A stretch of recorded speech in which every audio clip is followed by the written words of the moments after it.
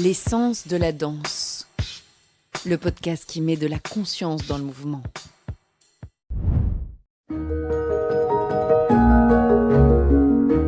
Il y a des fins qui ne ferment rien.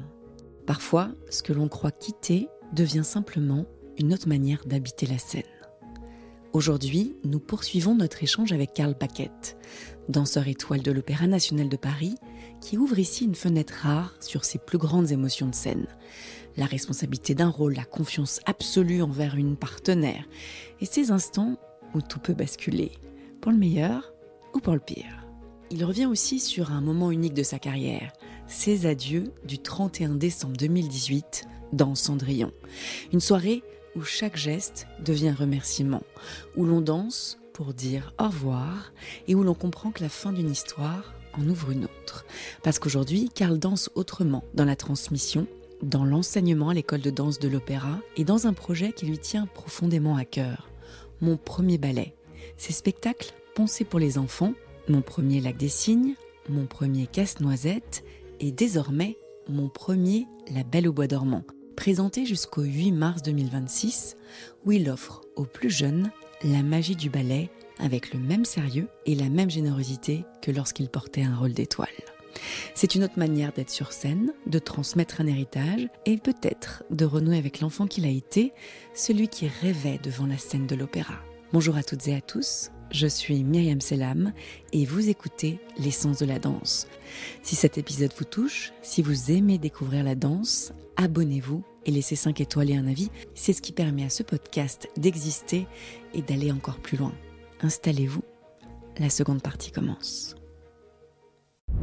Bon, alors on était arrivé au statut de coryphée qui avait été quand même assez important, qui en général n'est pas tant que ça.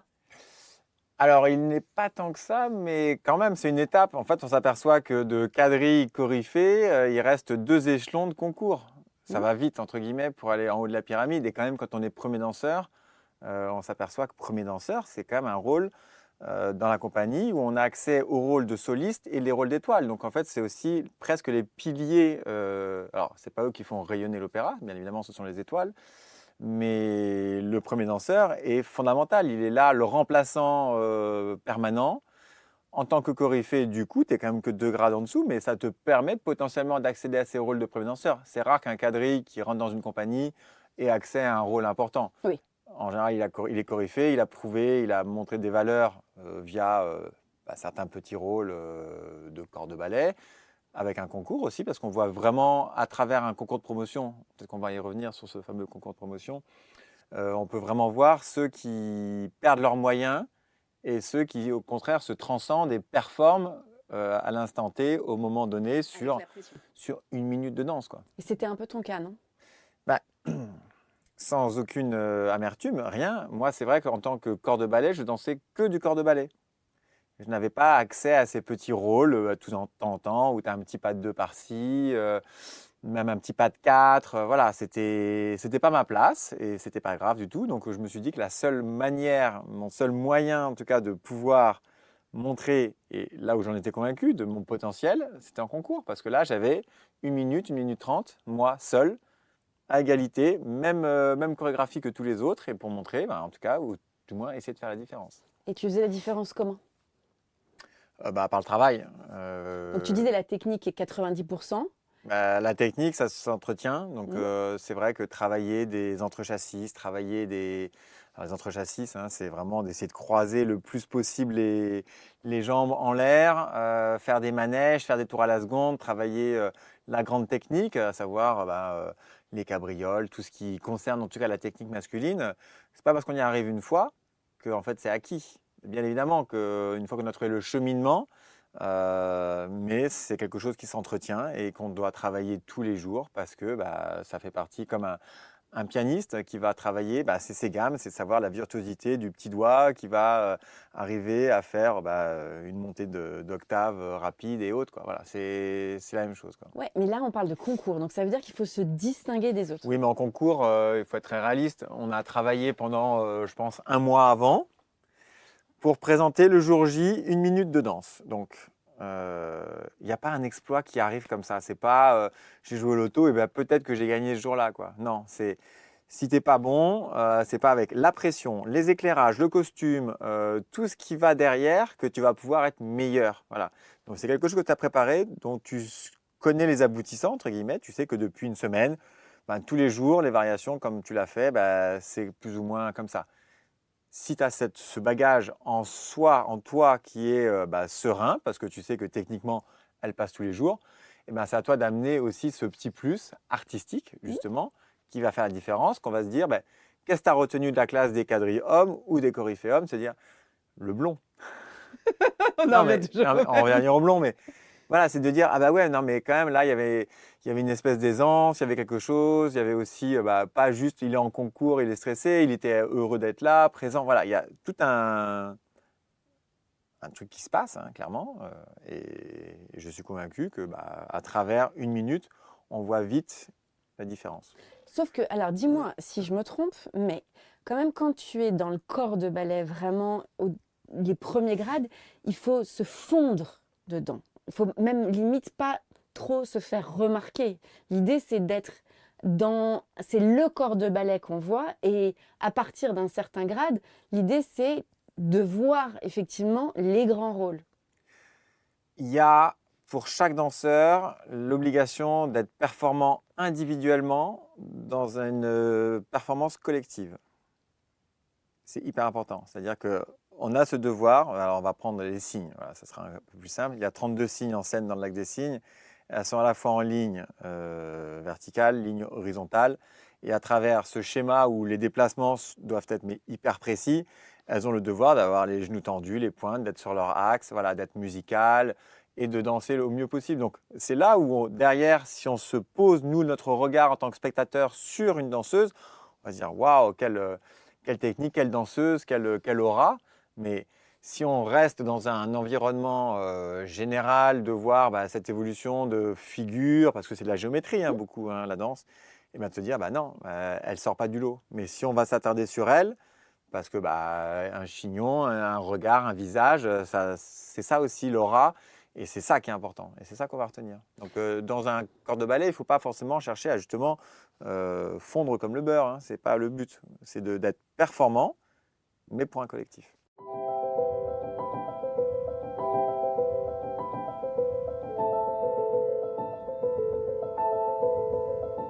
Donc tu passes de Coryphée, après Coryphée, il y a Sujet. Alors je reste 3 ans, Coryphée. Ouais, c'est long, hein. Là, tu commences à être frustré, c'est ça? Il n'y a pas de frustration, parce que j'ai jamais vraiment été frustré. J'ai toujours considéré qu'il y en avait qui étaient largement meilleurs que moi et qui méritaient de danser. Moi, là où j'avais une petite frustration, c'est que je sentais qu'on ne me donnait pas cette opportunité, en fait. Je sentais qu'il y avait en moi un potentiel, des capacités qui étaient complètement inexploitées. Voilà. Parce que j'étais vaillant, toujours présent, bosseur, je demandais qu'à apprendre. Et c'est vrai que malgré tout, quand tu as beau prendre les cours, prendre 2 cours alors que tu n'as pas de répétition et que tu vois les autres qui travaillent des rôles de soliste, parce que l'échange aussi intellectuellement, tu t'enrichis d'apprendre des anciens maîtres qui te transmettent un savoir. Mais tu sais pourquoi un tel l'a fait à tel moment, parce que les relations. Mais non, mais à ce moment-là, le prince, il ne pense pas du tout ça, parce que le prince. Et en fait, ça te permet aussi de grandir, ce genre d'expérience. Voilà. Et donc moi, je n'avais pas le droit à ça, c'est pas grave. Donc oui, tu es un peu frustré, voilà. Mais je ne veux pas dire que j'étais frustré parce que j'ai jamais mal vécu. Tu l'es pas. Parce que quand tu es frustré vraiment, en fait, c'est là où tu as du mal à avancer dans ton cheminement personnel de carrière, tu n'es pas bien dans ta peau, tu vas reculer au boulot. Moi, j'ai toujours aimé franchir la porte d'entrée des artistes. Tu peux être aigri et effectivement, là, tu viens avec une ressource qui n'est peut-être pas la bonne. Une ressource qui n'est pas la bonne. En concours, j'essayais à chaque fois de faire valoir mes capacités, mais quand il reste qu'une place, que tu te dis que tu n'es vraiment pas dans les favoris, du coup, tu te challenges aussi avec des variations qui sont peut-être au-delà de mes capacités, parce que j'avais encore que 20 et quelques années, j'étais encore assez jeune. Pas assez de maturité. Ouais, et encore pas assez de technique, parce que je pense que la technique, ça évolue et ça s'acquiert tout au long.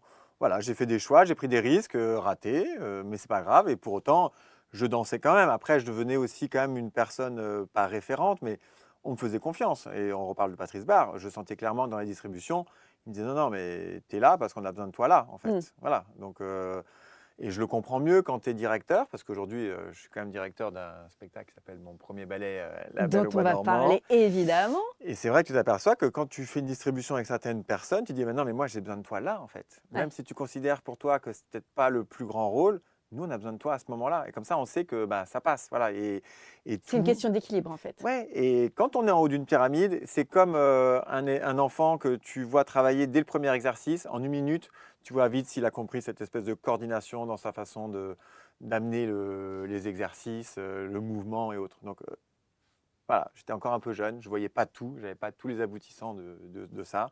Et pendant 3 ans, chorégraphe, j'ai quand même appris mon métier. J'ai quand même sérieusement appris mon métier. Je pense aujourd'hui que euh, heureusement que j'ai fait ce temps-là aussi de corps de ballet qui me permet de comprendre ce que c'est un corps de ballet. Parce qu'il y a des moments où on attend, il y a des moments où on admire, il y a des moments où on espère et on se transpose et on se dit, bah voilà, comment je le ferais si c'était moi et ça nous permet aussi d'y réfléchir, quoi. Ça, c'est hyper important. Quand on arrive tout de suite étoile, tout de suite trop tôt soliste, Ouais. tu fais des erreurs et tu les fais en scène, les erreurs. Là, tu as le temps d'y réfléchir. Ouais, et tu payes cher du coup. Bah, je pense qu'il y en a certains qui ont regretté d'avoir été nommés trop tôt, hein, et pour toute la pression qu'après, qui leur incombait, quoi. Entre vous, ça se passait comment? L'ambiance? Moi, j'ai pas senti de... Non, j'ai jamais été dérangé en tout cas. Voilà, c'est peut-être un métier où il y a un peu de concurrence, mais elle est gentille en fait. Elle est saine parce qu'on est là et on le voit dans le studio de danse. En fait, on voit qui travaille pas, et c'est rare, franchement, dans notre métier, que quelqu'un qui ne fasse rien et toutes les distributions et tous les meilleurs rôles. En fait, il y a une logique dans tout ça. Et plus tu es là, plus tu montres ta valeur aussi, plus on te donne ta chance. Donc, Ça, c'est une chose. Tu pourrais aussi très bien évoluer dans un environnement qui n'est pas très sain. l'environnement est sain pour moi à l'opéra. Mm. Il y a une direction, il y a des distributions. Tout le monde n'est pas heureux toute l'année parce que même moi, hein, j'ai aussi eu des moments où tu dis, ah bon, bah, ils vont être durs les 2 prochains mois. Voilà, il n'y a pas beaucoup à manger. Mais c'est pas grave. Après, tu prends ton parti aussi, c'est important. Tu t'organises, tu essaies de trouver des galas aussi à l'extérieur pour aussi t'enrichir, te nourrir à ce moment-là. Ou tu prends ton parti, tu dis, pendant 2 mois, voilà, j'y vais un peu plus doucement. Voilà, je vais aussi travailler sur d'autres projets, sur d'autres choses. C'est là où, enfin, c'est l'importance individuellement de savoir ce qu'on veut faire. Et puis, il y a aussi le classique, mais il y a aussi des créations et il y a aussi le contemporain quand on est aussi à l'opéra. Ouais, alors moi, c'est là où justement j'ai eu cette chance, c'est que j'ai très peu fait de contemporain. J'ai vraiment beaucoup dansé et beaucoup de classiques, et c'est ce que je voulais faire. Voilà. Après, il y a eu un moment donné où ma carrière, j'en ai fait un peu plus, et c'était bien, et c'était le moment pour accéder à ça. Trop tôt, ça m'aurait frustré de ne pas assez danser de classique. Et pourquoi? Parce qu'il y a des gens. Parce il y que a ça- j'adore le classique, j'adore Ouais. cette danse classique. Je trouve que c'est tellement fragile, tellement dur que ben, même à 42 ans, quand je suis arrêté, je découvre encore des choses, quoi. Tu découvrais quoi? Ben, comment arriver à faire les choses mieux encore? Ouais, c'est ça. Sauf qu'il n'y avait plus le physique, c'est dommage. Mais c'est pas grave, Ouais. on trouve les cheminements et aussi de travailler sur la transmission, l'enseignement pendant mes dernières années. Eh ben, on s'aperçoit de choses qu'on a acquises parce qu'on les a tellement travaillées que c'est devenu un automatisme. On ne se posait plus la question de savoir comment le cheminement se faisait pour obtenir d'être droit, d'arriver à sauter encore plus, à ce que ça soit plus joli et autres. Et en devant transmettre, ben, on se repose ces bonnes questions, se dire mais pourquoi ça ne marche pas sur lui, sur elle? Hmm. Qu'est-ce qu'on peut apporter? Ah, mais en fait, il n'y a pas que ce cheminement-là. Ah, c'est marrant, parce que moi, on m'a appris que comme ça, mais ça marche aussi de cette manière-là. Ah, ok. Et c'est ça qui fait que la danse a évolué depuis maintenant 150 ans, vraiment sérieusement. On a vraiment vu cette évolution, quoi. Une évolution dans quel sens justement? La Ah danse bah, classique notamment. d'excellence, quoi. Quand on voit des vidéos d'il y a sans aucun... C'est pas pour les critiquer, hein, mais il y a 50 ans, il y a des fois on se dit waouh, ça se passait comme ça. Mais il y avait une énergie, il y avait d'autres choses, il y avait un spectacle vivant à ce moment-là. Mais depuis les Baryshnikov, Sylvie Guilhem et autres, ils ont apporté des choses tellement incroyables, quoi. Donc pour toi, plus on avance, plus on va vers l'excellence. Ah bah Là. oui, il y a Ouais. une recherche de performance physique.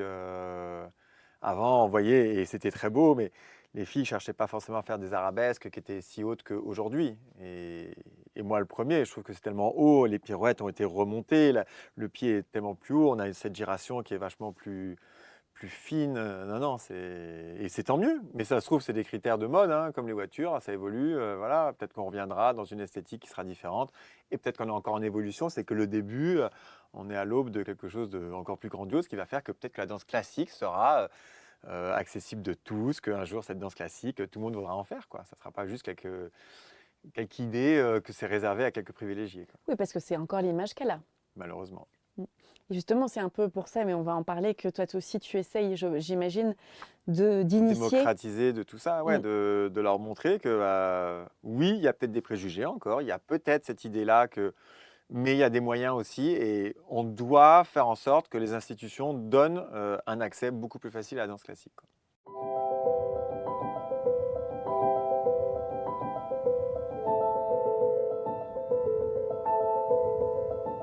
Revenons au grade, donc Coryphée, sujet, premier danseur. Alors Coryphée, non mais pendant la période de Coryphée, il y a quand même un bon moment, Ah, un moment dans dément. ces 3 ans.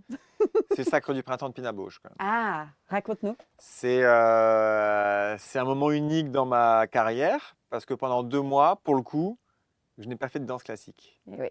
Et elle voulait 8 semaines de travail, 6 heures par jour, que ça. Et là, j'ai découvert un autre truc. Là, j'arrivais pas, les mouvements, ça marchait pas. Dans mon corps, ça ne fonctionnait pas. Je voyais très bien qu'il y en avait d'autres qui étaient beaucoup plus à l'aise que moi. Elle m'avait quand même choisi, pas pour être l'élu, mais pour être dans la production. Voilà, je me sentais honoré de ça. C'était une grande dame, une Waouh. grande artiste. Ouais. Elle était comment, justement, très exigeante, j'imagine? Ouais, exigeante, mais pas méchante. Ouais.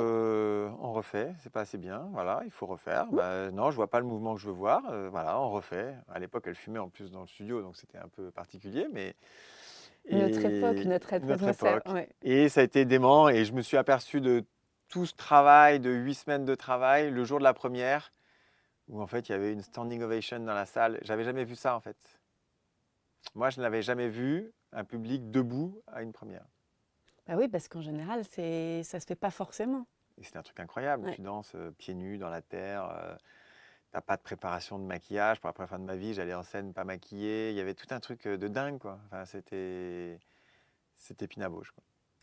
Et donc ça t'est resté. C'est un Ouais, bon- c'est une bonne expérience parce que du coup, je me suis dit, ah ouais, il y a des gens, je veux développer le classique, je veux continuer, mais c'était une belle parenthèse dans tout ça. C'était Pas avec n'importe qui. pas avec n'importe qui. Donc, 3 ans de Coryphée jusqu'à l'an 2000. 2000, tout est possible. Il n'y a pas eu de bug chez moi, en tout cas. À ce qu'on le sache. Ouais. Exactement. Et donc, si on va continuer un petit peu, tu arrives donc à un moment donné premier danseur. Quand tu arrives... Attends, je suis passé sujet aussi, c'est important. Ah, bah alors dis-moi, parce que Je suis resté 1 an sujet. c'est pas beaucoup. Non, c'est pas beaucoup.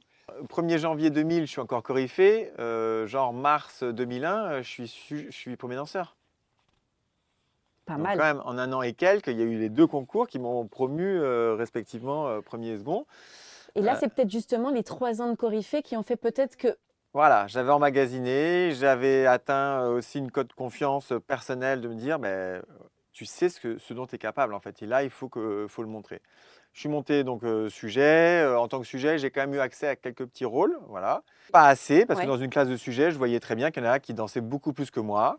Et alors, pour l'anecdote, je me suis quand même inscrit au concours pour monter premier danseur. Et au bout de quelques jours, je voyais très bien comment ça allait se goupiller. Je me suis dit, mais non, en fait, c'est pas. Non, non, ça va pas marcher. Ça sert à rien que je passe le concours. Je vais être frustré de ne pas monter. Moi, si c'est pour être troisième, il n'y a que 2 places. Non, ça ne sert à rien. Ils savent comment je danse, donc non, je ne vais pas me présenter. Et à cette époque-là, la personne à qui j'étais m'a dit, attends, tu te réinscris, sinon moi je te quitte en fait. Oh la vache! Donc, j'ai pas Attends, hésité. c'était une danseuse? Oui, j'ai pas hésité. Et du coup, Attends. je me suis représenté D'accord. à ce moment-là. Et là, je me suis dit, non, regarde, si tu présentes le concours, c'est pour être premier ou second. En fait, il n'y a pas le choix, il faut que tu montes. Et donc, j'ai réfléchi, je me suis dit, quelle variation me correspondrait le mieux? Quelle variation serait le plus impactante dans un choix, tu vois, où tu as une variation imposée, une variation libre et tout ça. Et du coup, j'ai pris la variation de Esmeralda, pas de 2. Et là, j'ai mis tout ce que je savais faire, techniquement parlant, on va dire. Là, tu jouais et ton couple et ta place. Ah, je jouais beaucoup de choses, ouais. Ouais. Mais c'est ça le challenge, c'est Ouais. ça qui est important. Et du coup, bah, j'ai tout donné. J'ai joué le jeu de je passe un concours, je suis vraiment outsider de chez outsider et je suis monté. Waouh. Voilà. Par la petite porte, mais en même temps, là, j'ai découvert qu'il y avait un nouveau monde. C'était d'être premier danseur. C'était waouh! Genre, le plus que j'avais fait, c'était le rôle de Bernard et Béranger dans Raymonda. Mais bon, tu as quand même d'autres rôles au-dessus. Donc, c'était vraiment un couple de binômes. Ça, c'est le truc le plus important que j'avais fait, quoi. Donc, il y a eu un gros gap Ah ben, entre l'un et l'autre. c'était ouais, c'était énorme. Super. Ah, c'était génial. Après, moi, j'ai tout de suite pris Attends, rendez-vous. attends. Et avec ta copine, du coup, elle est restée avec toi? Ouais. Parce que c'était On ça a quand aussi. même festoyé ça. C'était quand même. J'espère bien. Ok. Et pour te dire, même mes parents dans la famille, personne N'y n'y croyait. croyait. Mais oui, parce que j'avais tellement eu ce discours de bah non, de toute façon, je ne monterai pas. Et donc, c'était la bonne surprise. Comme quoi, effectivement, il faut te challenger un peu, quoi. À partir du moment où, de toute façon, je fais quelque chose, c'est que je crois à un résultat potentiel, en tout cas. Ça, c'est une évidence. Et encore aujourd'hui, tu vois, d'avoir monté ces spectacles-là, c'est que j'y croyais. J'étais convaincu il y a un truc qui va plaire, qu'il y a une demande, qu'il faut faire évoluer certaines choses. Est-ce qu'on peut passer donc de premier danseur? Alors, premier danseur, j'y suis resté 8 ans. Hein. Ouais, ça, c'est hyper long, pour le coup. Bah ouais, mais Mais c'est bien. j'ai jamais autant dansé en scène que premier danseur. Ah ouais. J'avais à la fois accès au rôle de soliste Mmh. et au rôle d'étoile. Parce qu'un soir, je pouvais très bien être Hilarion dans Gisèle et le lendemain Albrecht finalement. Donc pareil dans Rothbart, toi 2007, je faisais Rothbart et le Prince en alternance. Quand tu réalises, tu dis une étoile, elle vient, elle fait ses 2-3 spectacles et basta. Moi, j'avais le plaisir d'être là en alternance, de faire des rôles, parfois des rôles qui sont peut-être moins importants, mais que tout d'un coup, tel chorégraphe a besoin de repères. Dans Don Quichotte, il m'est arrivé sur une série d'avoir trois rôles, par exemple. Wow. Tu danses le gitan au deuxième acte, tu fais Espada, qui est un peu présent dans tout le ballet, et Basilio. Dans une même production, je faisais 3 rôles. Donc, tu connaissais les 3 rôles. Mais moi, ça me... Et oui, mais ça c'est rien. Mais... Ah bon, c'est rien? Non, mais c'est comme un comédien qui connaît son texte, on le connaît. Mais ce que je veux dire, c'est que un soir, tu vas faire le gitan, le lendemain, tu es Espada, finalement, peut-être qu'un soir, tu vas rien faire, et puis après, tu es Basilio, et puis après, tu reviens sur le surlendemain, tu es à nouveau le gitan. Et c'est génial d'être en scène tous les soirs. Tu emmagasines aussi cette joie, cette énergie de spectacle. Sans compter les moments où tu remplaces, finalement, toi. Et les moments challengés un peu plus, hein, où tu remplaces, où tu as un peu plus de temps, et tu vas aussi à l'étranger et tu vas danser des rôles qu'on ne t'a toujours pas donné à l'opéra. Donc aucune frustration, c'est parfait. Tu te fais la main, tu apprends une autre version, tu dis ah ouais. Et après, quand tu t'aperçois que tu vas le redanser à l'opéra, tu te sers aussi de cette expérience passée, te dire non, voilà, je vais rebâtir un personnage autour de ça parce que je l'ai travaillé de cette manière, mais en fait ça me plaît pas, c'était dans cette version-là. Moi, je le vois plus par rapport à mon physique, par rapport à ma danse, comme ci, Et comme puis, ça. travailler avec d'autres chorégraphes. Non, mais c'est hyper enrichissant. Moi, c'est à partir du moment où, de toute façon, on va être très honnête, où je suis monté soliste, premier danseur, oui, je ne pouvais pas espérer mieux que ça à l'Opéra de Paris. Même je serais resté, et je le dis en toute sincérité, hein, premier danseur toute ma vie, j'aurais fait une carrière parfaite. J'aurais pas eu de frustration. Je pense qu'il y en a peut-être certains qui disent j'ai pas été étoile ou quoi, mais ça n'enlève rien à leur talent. C'est des danseurs sur qui on a compté pendant toute une carrière et qui étaient des magnifiques danseurs. Après, c'est le ratio chance. Il y a des petits détails dans la vie qui te permettent finalement d'être étoile et ça m'a souri. Justement, qu'est-ce qu'il y a ce petit détail-là?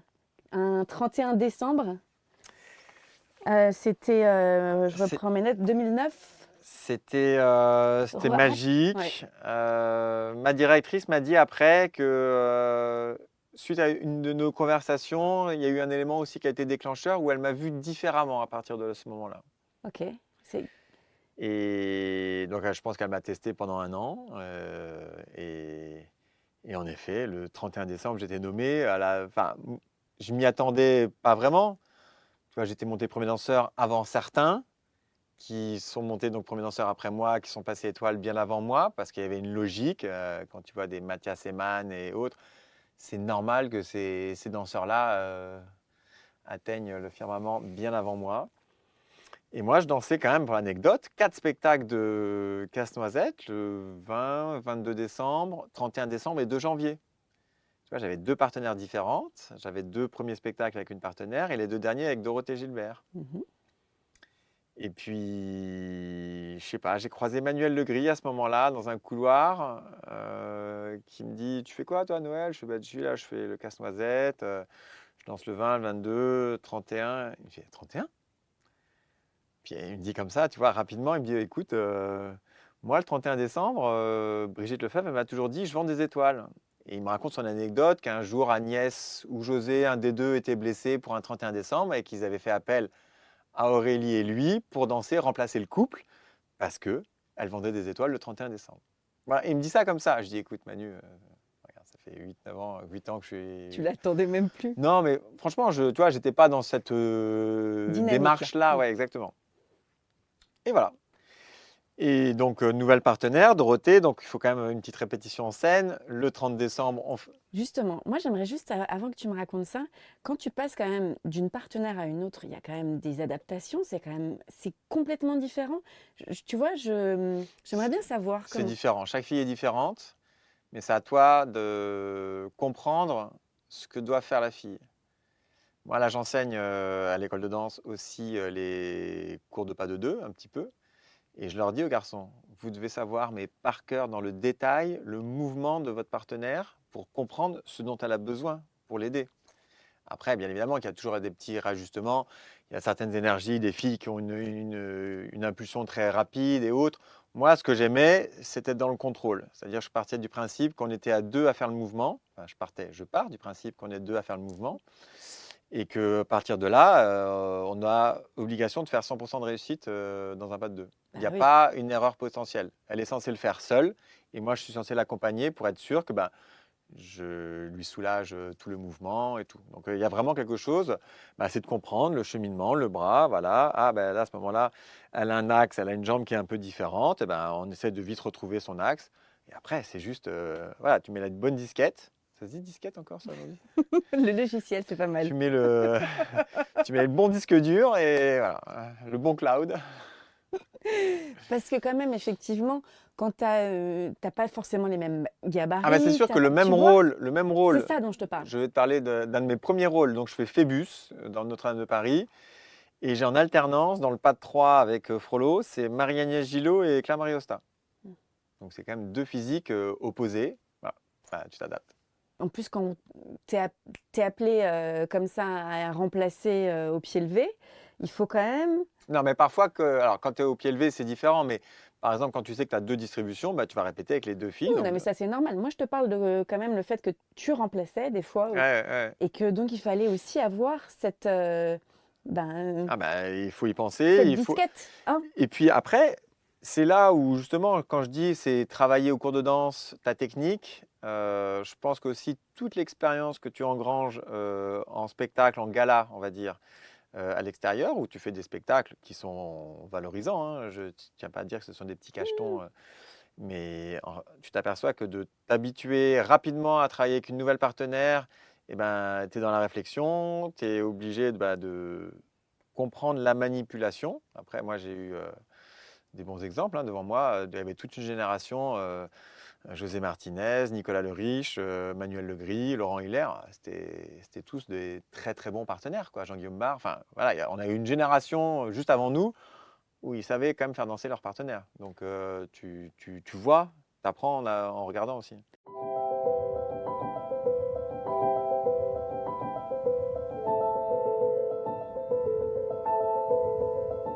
Ça t'est déjà arrivé d'avoir un souci, un vrai souci en scène? Non, Jamais. non. Franchement, c'est un premier spectacle où tu as une défaillance, mais non, j'ai pas de souvenir de me dire qu'il y a eu un problème en scène parce qu'on a eu un souci de partenariat. Il y a juste une anecdote. Allez. Allez, tu les aimes bien, les anecdotes. Dame aux camélias. Ouais. Donc tu vois, premier danseur. Ouais. Donc je fais pas Armand, je fais pas Desgrieux, je faisais Gaston.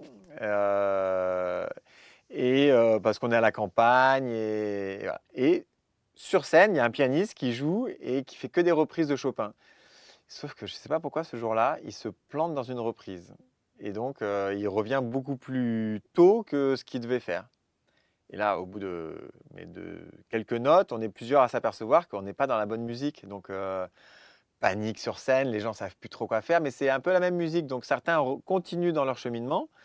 Et moi, je m'aperçois et je dis à ma partenaire, non, en fait, là, on est encore aux lignes. Là, c'est pas encore le carré. Donc, non, non, c'est pas le carré. Et là, je la vois qui se lance dans le carré. Et donc, elle a une espèce de grand piqué arabesque où je suis censé lui tenir les bras dans le dos pour lui faire un penché en avant. Et je lui dis, non, mais j'y vais pas, je suis pas là. Et je la vois qui part, piqué arabesque, et là, par terre, quoi. C'est pas vrai. Mais ouais, et en même temps, je n'allais pas à courir au milieu de la scène, là, ça se voyait. Mais je lui dis, non, là, on n'est pas dans la bonne reprise, il faut repartir de avant. Mais tu peux parler comme ça sur scène? Bah, tu sais, t'as Oui, un c'est un peu orchestre, loin. ouais, Oui, t'as quand même, on parle comme ça, on chuchote. Non, mais oui. c'est pas la bonne reprise, Oui, là, c'est pas la oui. bonne. Elle l'a entendu, mais elle est quand même partie, je sais pas. Et c'est une de mes plus grosses frustrations. Je veux dire, elle est quand même tombée parce que j'étais pas là. Après, je suis pas que responsable, mais voilà, c'est dur. Ça, c'est merdé quand même. En tout cas, il y a eu cafouillage. Ah, il y a eu cafouillage, c'est le pianiste qui a cafouillé, mais c'est pas nous. Là, pour le coup, il n'y avait pas que mon bazar, il y Bien avait sûr. plein de formations sûr. qui n'existaient pas. Tout d'un coup, après, bah, on est plusieurs à remettre tout le monde en place et le ballet a repris son cours. Les maîtres de ballet ont bien évidemment vu qu'il y avait bazar, mais après, ça, c'est la vie. Waouh. Et ça devait être compliqué. Après, tu arrives quand même. Ah bah, elle a rigolé, hein, parce que là, pour le coup, Ouais. je dis, écoute, je te l'ai dit que j'étais pas là. Oui, mais je sais pas, je me suis dit que tu serais quand même là. Elle espérait le sauveur. Je Mais sais t'es pas pas. là. Tu n'as pas sauvé ce moment-là. Exactement. Donc, non, mais sinon, en général, non, j'ai plutôt eu, je pense, d'ailleurs, la bonne réputation. En général, les filles étaient quand même plutôt contentes, je pense, de danser avec moi et de savoir qu'elles pouvaient se reposer à ce moment-là. Et c'est important. Bah, c'est essentiel. C'est essentiel. Parce qu'effectivement, s'il n'y a pas ça, Et puis, je considère réellement qu'il faut une alchimie aussi quand tu danses avec quelqu'un. Moi, je suis très ouvert. Je pense que je suis très ouvert d'esprit, tout court. Et que même si ce n'est pas la personne avec qui tu as les affinités les plus proches au quotidien, mais tout d'un coup, de se retrouver dans le studio de danse, eh ben, tu aussi découvres la personnalité de la personne, tu découvres ce qu'elle peut apporter dans mon quotidien. Parce que quand tu te mets à travailler un rôle pendant 5 semaines, 6 semaines, alors quand tu fais Roméo et Juliette, c'est un peu plus intime, on va être très honnête, mais un rôle comme Paquita ou autre, eh ben, tu découvres la personnalité de ta partenaire dans les bons et les mauvais côtés. Hein, et c'est à toi de prendre le meilleur, c'est tout. Donc, avec Dorothée, on en revient à Dorothée le 31 décembre 2000. Le 30, c'est ça que ça commence, le 30. C'est ça que c'est important. Parce que là, on se retrouve donc en studio avant à travailler. Elle avait travaillé avec Mathieu Gagnon de son côté. Et là, on se retrouve tous les deux. Et ça match, clairement. Dorothée, de toute façon, elle est très facile aussi à faire danser. Et on se retrouve à la répétition en scène. Et pour l'anecdote, elle me dit, écoute, Karl, je te donne l'info, c'est un peu bizarre, mais le service de presse m'a demandé d'être maquillée pour la répétition. Voilà, tu as le même sourcil que moi qui dit, ouais, bon, ok. On va arrêter de penser à ça, ça sert à rien. Elle me dit, voilà, je te donne l'info, t'en penses ce que tu veux. Elle me dit, mais moi, je trouvais ça bizarre. Voilà, elle me le dit en toute sincérité. Donc, tu vois, c'est elle qui ouvre le débat à dire, t'es peut-être nommé demain, finalement, on ne sait jamais. Ou le 2. Le 2. On ne sait pas. Tu vois, pour moi, c'est toujours une fin de série Oui. par défaut. Mais, et puis, le jour J, Nicolas Joël, directeur de l'Opéra de Paris, qui avait fait son AVC avant d'arriver, donc il y avait toujours une canne avec lui. Et avant le lever de rideau, j'ai la régisseuse générale qui vient me voir pour me dire, écoute, Karl, pour ton info ce soir, les saluts sont différents. Et là, je vois Dorothée qui me regarde genre, ah, tu vois, je te l'avais dit. Parce que Nicolas Joël va venir faire Oui, c'est pas pour toi. ses vœux C'est pas pour le nouvel an. Bah oui, c'est normal. Et moi, je dis, c'est normal. Logique. Je l'ai toujours vu ça. J'ai toujours Mais vu le complètement. directeur qui vient en scène pour le nouvel an. On est d'accord. Et le spectacle se déroule. Le En spectacle plus, se déroule. il revenait après un AVC, etc. Donc c'était Et moi, logique. franchement, j'y ai pas pensé pendant le spectacle. Tu vois, à un moment donné, il n'y a pas un moment donné où je me suis dit, il faut que je danse bien ce soir pour être nommé. Et tu vois, ça m'a jamais vraiment traversé l'esprit. À partir du moment où le spectacle commence, le lever de rideau, il a eu lieu. Là, je suis dans mon personnage. En plus, c'est Drosselmeyer. Tu vois, tu as le petit côté vieillot, magie, le truc. Et hop, ça se transforme en prince. Et ça déroule. Tu n'as pas le temps. Casse-Noisette, c'est pas si long que ça. Donc, il faut vraiment être dedans dès le départ. C'est sûr que je te cache pas que fin de rideau, voilà, tu dis, ah bon, on va voir si ça a lieu ce soir. Et en même temps, il est venu en scène et il a fait son discours. Et donc, pour moi, tant qu'il faisait son discours, je me suis dit, non, ne va même pas penser à ça, Karl. En fait, ça n'a pas été ma démarche pendant toutes ces années. Il n'y a pas de raison que ça soit maintenant. Parce qu'après, tu peux nourrir de la frustration. Ah, j'ai pas été nommé ce soir-là, mais peut-être que ça va arriver un jour. Non. Et je me suis dit, ben non, le discours, il est très bien. Et je me souviens encore de son discours qui voulait remercier tout le personnel de l'opéra. C'était logique. Néanmoins, je ne voudrais pas me livrer. Et là, j'ai compris que le discours tournait, en fait. C'était pour moi. bascule. J'avais plus de main parce que Dorothée me l'arrachait en me disant « Ah, ça y est !» Et je ne voudrais pas me livrer à la plus belle des manières, voilà. Et sur proposition de Brigitte Lefebvre, voilà. Et là, tu dis « Ah ouais, c'est concret, en fait. Il y a un truc, je suis étoile. » Pourquoi tout d'un coup comme ça? Mais c'est merveilleux, hein, je ne suis pas en train de cracher dans la soupe, loin de là. 1er janvier, tu te réveilles, donc tu as fait un peu la fiesta quand même le soir, parce qu'en plus c'est un 31. Non, mais tout était sympa. Et je me souviens très bien de l'anecdote que j'ai mon fils aîné, Sacha, il a à ce moment-là presque 2 ans. Il aura 2 ans en janvier, quoi.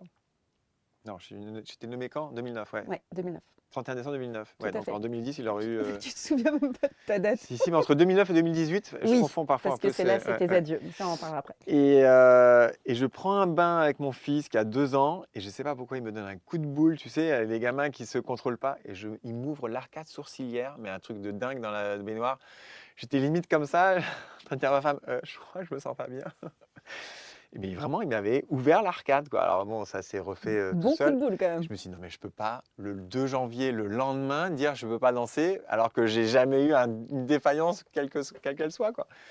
Donc non, voilà, j'étais là le lendemain avec l'espèce de sparadrap, le truc, Oui, on a parce que tout tu n'es pas camouflé. obligé de te faire recoudre. Tu as eu un espèce de Ouais, un truc, voilà, c'est un petit truc léger, mais Super- quand même. Superman était Mais- là. Mais Tout va pas bien. anodin le Ouais, truc, tu quoi. m'étonnes. C'est drôle. Ouais, c'est drôle. Et le 2 spectacle, donc le deuxième avec Dorothée, là j'ai pris conscience que j'étais danseur étoile. Parce que quand j'étais petit, je me suis dit, ben, moi si je veux venir à l'opéra, c'est pour voir danser des danseurs étoiles. Et quand tu rentres dans le ballet, en fait, tu n'as qu'une ligne de mire, c'est les étoiles. Et tu les vois, les premiers danseurs, tu les vois, les sujets. On en a eu de notre génération juste avant, des danseurs qui étaient sujets, mais qui dansaient mais extrêmement bien. Ils n'avaient juste pas la bonne taille, le bon timing pour eux, parce qu'il y avait une génération de danseurs qui étaient aussi en place. Et ben, quand il n'y a pas de place, il n'y a pas de place. Qu'est-ce que tu veux? Je crois que pendant des années, il n'y a pas eu de concours de sujets, parce qu'il n'y avait pas de place, pendant 5-6 ans, un truc comme ça. Donc non, je me suis dit, bah, ce soir, là, c'est moi, en tant que danseur étoile, je vais danser le rôle de Casse-Noisette, mais tout le monde va me regarder parce que je suis l'exemple à suivre. Et là, c'est là que tu te rends compte de la pression supplémentaire. C'est juste ça la différence. Et J'ai toi, pas mieux dansé, hein. ouais, t'as pas mieux dansé. Non.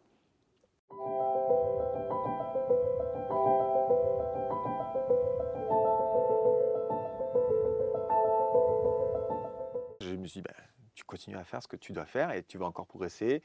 Et peut-être que la façon de travailler en tant qu'étoile te permettra d'être plus performant encore. Et ce qui a été la réalité, tu t'aperçois quand tu es étoile, finalement, tu as tes répètes à toi de soliste qui sont complètement façonnées que pour toi. Autonome. Autonome. Tu n'es pas premier danseur en train de récupérer la fin d'un bout de répète par-ci ou d'être à 18h le soir où c'est un peu plus compliqué, quoi. Voilà, c'est juste ça la différence, quoi.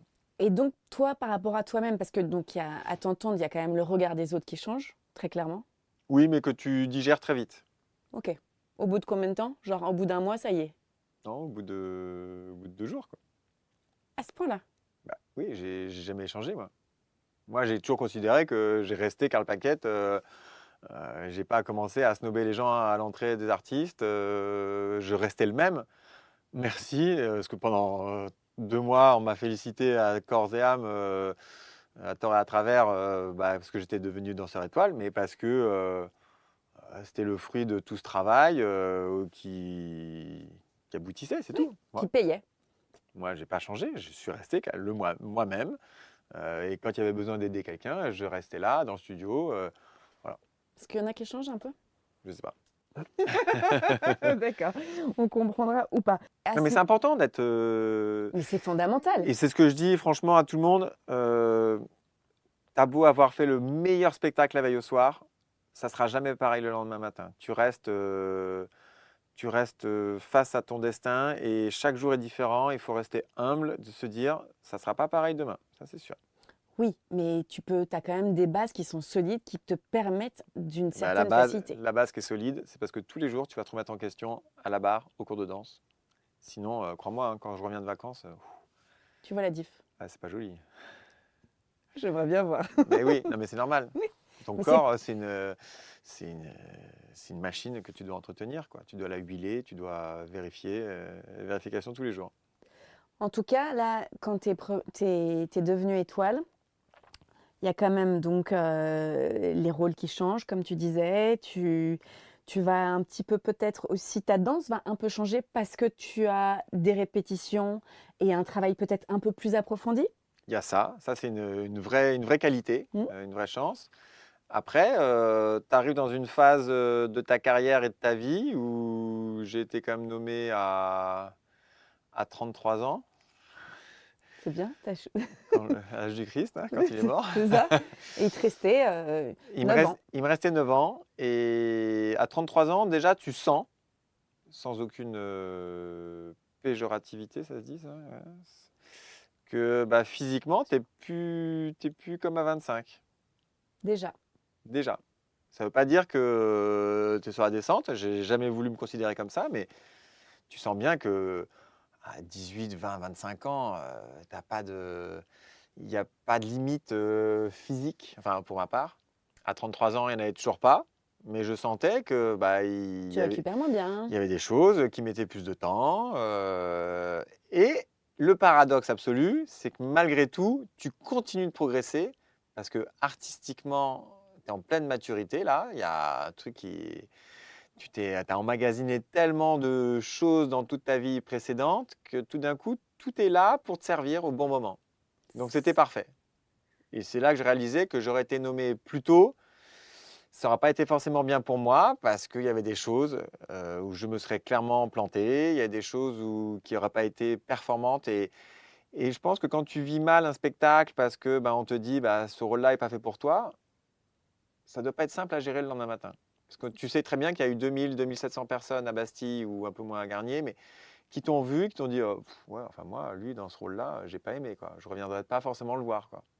Tu vois, c'est des petits moments où tu te dis, pour ta confiance personnelle, moi, il n'y a pas eu un moment donné où je me suis dit, j'étais pas à ma place. Parce que j'attendais et j'avais peut-être moins de responsabilités, mais là, je les avais et j'étais en pleine conscience que tous les rôles que j'avais jusque-là dansés allaient me servir pour tout ce que j'allais découvrir avec des créations, avec des rôles que j'avais vus, revus et re-revus sans avoir jamais dansé. Donc j'avais dans le studio de danse, emmagasiné, retenu, parce que j'ai quand même une bonne mémoire, ça aussi c'est une qualité, je pense, en tant que danseur qu'il faut avoir, toutes les corrections de ce que j'avais entendu avant, ça je les connaissais. Mmh. Et tu arrives dans le studio de danse, en fait il y a des chorégraphies que je connaissais quasiment par cœur, parce que j'étais à côté, je faisais les rôles à côté, donc tu sais très bien, tu vois, j'ai commencé à danser les rôles de Armand, Onegin, tous ces rôles-là. Onegin, il y avait Onegin, il y avait, comment il s'appelle, son rival. Et moi, je faisais. Putain, j'ai du problème avec les noms là ce soir. Moi, de toute façon, je suis hyper mauvaise pour les prénoms. Donc, Bref, et je faisais le troisième rôle quand j'étais premier danseur. Et ce qui était très bien, c'était un gros pas de deux. Mais il est là un peu tout le temps, donc tu as le temps de regarder les autres danser. Mais quand tu regardes les autres danser, moi, j'analysais, j'enregistrais. Et quand on m'a dit tu vas faire Onegin, il y avait des choses que je connaissais déjà quasiment par cœur. Après, tu peaufines et donc le travail il va beaucoup plus rapidement. Quoi. En tout cas, à t'entendre, tu as vraiment récolté tous les fruits quand tu es devenue étoile. Quoi. Mais parce que je prenais aussi ce temps en amont de m'y intéresser surtout. Oui, c'est pas toujours le cas. Et puis, il faut avoir aussi la disponibilité. Parce que déjà, il faut d'abord apprendre ton rôle bien. Oui. On est d'accord. Ça, c'est sûr. Mais j'apprends plutôt vite et Oui, c'est ça. j'ai une bonne mémoire. Donc ça... Oui, c'est peut-être une de tes qualités merci aussi. papa, merci maman. La génétique, tu vois, j'ai pas été blessé, le cerveau marchait bien. Bon, peut-être que Et ça, des fois, rendons à César ce qui leur appartient. c'est ça. Et puis, les gens ont peut-être aussi des fois tendance à croire que voilà, être danseur, c'est juste être quelque part à être un athlète, tu vois? Danseur, il y a des excellents danseurs, mais il ne faut pas être une étoile filante, c'est tout. Non, mais réellement, il y a eu des vrais grands danseurs, mais sans travail, tu ne dures pas. Oui. Et c'est grâce au travail, et j'en suis convaincu, mais ce n'est pas que le métier de danseur, c'est grâce à ça que dans la longévité, tu performes. Et donc tes parents ont quand même, tu penses, Bon, ils m'ont donné une bonne génétique, hein, clairement, là, c'est pas que mon travail, j'ai jamais eu une seule entorse, j'ai jamais eu un souci physique quand même. si Après, t'as eu l'arcade. oui, non, mais après, à partir de 37, 38 ans, j'ai commencé à avoir les ischios, tu vois, qui étaient un peu plus courts, avoir des petites douleurs aux ischio-jambiers, mais c'est pas pour autant que, tu vois, ça t'empêche de faire des choses. Donc toi, tu ménageais jamais ton corps? Et plus je dansais, mieux je me sentais. Waouh! Ça, Mais encore aujourd'hui, hein, j'ai 48 ans, bientôt 49. T'as dit quoi? J'ai pas entendu. Et bien même encore aujourd'hui, tu vois, de m'entraîner tous les jours. Et là, on va arriver dans une série de spectacles où je travaille donc moi du lundi au vendredi avec mes élèves. Donc je me prépare aussi pour donner le cours. Et le samedi, dimanche, le spectacle. Donc je fais une barre quasiment tous les jours. Et c'est là où je me sens le mieux physiquement. Incroyable. Moi, j'ai pas besoin de drogue, hein. J'ai besoin d'un cours de danse. Et crois-moi, on se sent mais tellement bien après, quoi. C'est chouette ça. Ouais. Mais tout le monde ne le dirait pas, hein, je pense. En tout cas, Toi, c'est ton médicament. mais c'est un super médoc. Ouais.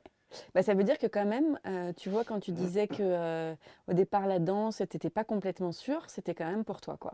Ouais, ce dont j'étais sûr finalement, c'est qu'il me fallait quelque chose de physique. Je pense que, de toute façon, tout le monde le dit, hein, il faut cette dépense physique, même intellectuellement, pour se libérer et régénérer le cerveau.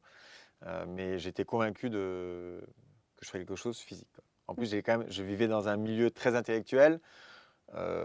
Fils de normalien, c'est quand même dur de faire sa place. Mon frère, il a merveilleusement réussi, mais Oui, voilà. comme tu disais, c'est lui qui a fait, il a Ouais. ouvert la voie. Donc toi, Ouais. t'avais Non, pas. mais il était brillant aussi, donc Ouais. ça aide, hein. Mais, Ouais. voilà. Ouais. D'accord. Bah, toi, t'étais brillant d'une autre D'une manière. autre manière. Tu étais étoile. Et j'ai eu le soutien familial justement pour y arriver. Donc ça, c'était parfait, Et ouais. ça, c'est énorme. Parce que c'est pas toujours le cas, effectivement. Non, non, c'est important de le noter quand même.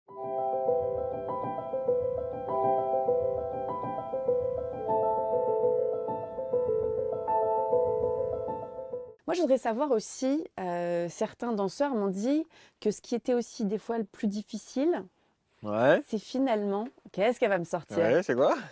C'est de ne rien faire et d'être présent finalement. Est-ce que c'est quelque chose que tu partages? D'être présent en scène ou d'être présent D'être présent en scène. C'est-à-dire que des fois, quand tu es en mouvement, c'est facile finalement, mais que des fois, le rien faire, c'est plus compliqué. Est-ce que tu es d'accord avec ça ou pas? C'est dur, ouais, je suis d'accord. J'ai réalisé ça en 96, je crois. C'était la première fois que je dansais Petrouchka, par exemple. Mhm. Un ballet qu'on ne reprendra plus jamais, bien évidemment. Et je faisais le rôle des cochers.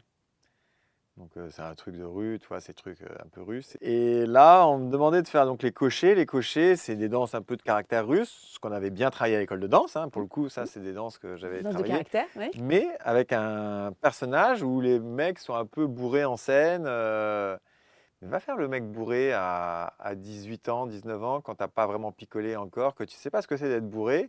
En fait, tu es un peu léger. Et je me souviens très bien de Fabrice Bourgeois, qui était encore danseur à ce moment-là, et qui m'avait montré juste par un mouvement simple comment, tu vois, tu as froid et en même temps tu es un peu bourré et tu as une espèce de décorrélation entre tes bras et tes jambes parce que tu n'arrives pas à... Voilà, tu réalises mieux après. J'ai jamais vraiment été bourré dans ma vie, hein, donc je ne peux pas vraiment en parler de ça, mais ouais, je voyais très bien le mouvement, ce qu'il expliquait, et tu te dis, ah ouais, en fait, c'est des choses simples, mais Pas ok, si évident. c'est pas si évident que ça. Tu as l'impression que le plus dur, c'est de faire 2 tours en l'air. Non, c'est juste d'être lourd en scène, d'avoir du poids en scène. Et j'ai réalisé ça très bien quand, pour la première fois, j'ai fait le rôle de Hilarion, donc dans Gisèle. Mhm. Il ne se passe pas grand-chose dans ce rôle. Enfin, si, il se passe énormément de choses, pardon. Mais en danse pure, voilà, il a 6 sonnes coupées assemblées 3 fois, une série de déboulés et basta. Tout le reste, c'est que de la pantomime, que de la mise en scène où tout d'un coup il rentre et il réfléchit. Il faut que le public voit qu'il réfléchit, que tout d'un coup, dans sa réflexion, il a « Ah, je me souviens d'un truc, ouh, je crois que j'ai compris ». Et en même temps, il y a, je sais pas, 15 secondes, quoi. Donc il faut être bon. Et d'être en scène, de rien faire, de prendre l'espace. Et mais ça, je l'ai appris justement avec ces rôles-là, où tout d'un coup, bah, moi, ça se dit, je kiffais d'être en Je scène peux tout dire ici. comme ça, à rien faire. Rothbard, par exemple, c'est un Mm. rôle merveilleux pour ça. Parce que tu es là en scène, tu es que dans la mise en scène, où j'expliquais justement que tu déranges ce gamin qui veut faire son rôle. En fait, d'être là et de prendre la scène, de comprendre, de te mettre, de donner de l'importance sans être vraiment important, mais en même temps, tu es important. Et en même temps, c'est à toi de le meubler, c'est à toi de trouver un personnage, à toi d'attirer l'attention, le regard, plein de choses. Non, c'est très riche, au contraire. Et ton moment où tu as été complètement emporté, j'ai envie de dire même enivré pour le coup. Roméo et Juliette, 2005. Ah, ça vient tout de suite. Ouais. Alors, Bah, c'est l'un des plus grands rôles que j'ai fait. Aussi parce que c'était l'un des rôles qui m'a fait le plus peur. Parce que physiquement, et à l'époque, c'était une réalité. J'avais encore jamais fait le rôle de Roméo comme ça. Dans la version de Nureyev, il est extrêmement difficile. Tu attaques avec une variation, puis une deuxième. Puis, enfin, en fait, t'enchaînes jusqu'à l'arrivée du fameux pas 2 du balcon, qui est quand même extrêmement difficile. Déjà, quand tu le fais juste dans un extrait en spectacle, rien que celui-là, tu dis, pff, on ne peut pas faire autre chose, quoi. Tu vois, quand même, tu vas un peu à reculons. Ça, c'est juste le premier acte. Ouais. Et le deuxième acte, tu as tous les trios avec Benvolio, Mercutio, le mariage, le combat à l'épée et autres. Puis le troisième acte, avec le pas 2 encore de la chambre, le combat avec Paris, la mort. Enfin, c'est hyper costaud. très D'ailleurs, dense. c'est l'un des seuls rôles du répertoire masculin où le nom de ton rôle est dans le titre. Oui. Ça ne s'appelle pas Jean de Brienne, hein, ça s'appelle Raymonda, ça ne s'appelle pas d'accord. Albrecht, ça s'appelle Gisèle. Donc là, tout d'un coup, c'était quand même Roméo et Juliette. Et là, pour le coup, Roméo a vraiment la part plus belle que Juliette. Il a encore plus à danser, et elles en sont conscientes, les filles. Donc ça me faisait peur, parce que j'avais peur de ne pas arriver au bout physiquement de ce ballet. Hmm. Ouais. Et donc, C'était l'inconnu. 2000, t'as dit 2005 ou 2008? C'était 2005. juillet 2005. Waouh, tel jour. Ben, j'ai dansé, alors non, j'ai dansé 3 fois avec Agnès Le Testu, qui était une merveilleuse partenaire et qui m'a vraiment bien accompagné justement parce qu'elle était très à l'écoute de faire en sorte que tout se passe au mieux, quoi. Elle avait déjà dansé avec Laurent Hilaire avant moi. Et là, moi, je découvrais le rôle. Donc, non, c'était super. C'était un très, très bon moment et très intense, quoi. Et pourquoi je parle de ce Roméo et Juliette? Parce que c'est la première fois que je mourais en scène. C'est pas simple de mourir en scène. Pas parce que j'ai pas envie de mourir en scène, c'est pas l'image que j'ai envie de donner, ça je m'en fous. Mais de bien mourir en scène, c'est dur. On te l'apprend quand même à un moment donné, non? On te l'apprend en faisant des pas de danse. Ouais. C'est là que j'ai réalisé justement la quintessence de ce que ça représentait mon métier. C'est qu'à la fois on était danseur, à la fois on était aussi acteur, qu'on avait cette chance réellement de côtoyer tous ces arts réunis. Et pour moi, tout est réuni dans Roméo et Juliette. Et donc ce jour-là, tu as eu l'impression de bien mourir. J'ai essayé de mourir au mieux, hein, quand même. Non, oui, tu meurs, mais ouais, c'est prenant, quoi. Tu sors pas de ce spectacle Indemne. indemne parce que tu vis aussi des grands moments en scène avec ta partenaire. Mm. Tu es quand même amoureux en scène. Mm.